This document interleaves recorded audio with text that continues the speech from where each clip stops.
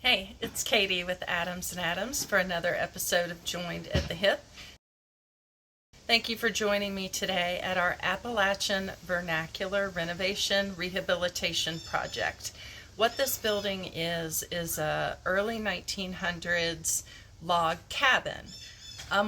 So we name all of our projects usually reflective of something to do with either the character or the architecture. So Appalachian Vernacular. You may wonder, why would I use the term vernacular when that's usually related to issues and subjects of speech?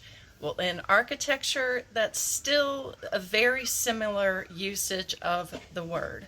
When we discuss vernacular architecture, that means that the style, the building is really rooted in the land on which it's placed. It's rooted in local crafts and craftsmanship, local materials, usually sourced on site.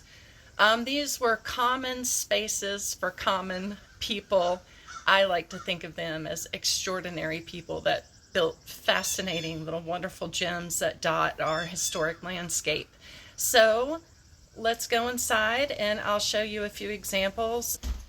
All right, so here we are in what was the main, probably what began as just a single room log cabin. So first of all, let's look up. What we see here are very, very wide boards that you just really don't find anymore. So that can help you date your structure. You can see the circular saw marks, which tells you how this place was built. It was probably, the lumber was probably felled right here on the property, milled on site. If you look up in the loft area, you can really see these very interesting like pitch lines all coming in, which is telling you that this space was not, and this isn't fancy architecture design. This is probably designed by the person that built it, that owned the land. And here we've got stone, locally sourced right here on the property.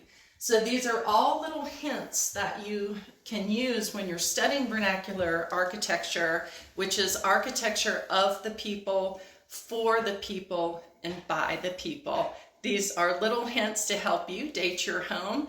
And also, if you want to nerd out a little bit more with me about architecture and design and why I love what I do working on historic homes, please join us at preserveoldhomes.com, as well as on Instagram at Adams and Adams Construction.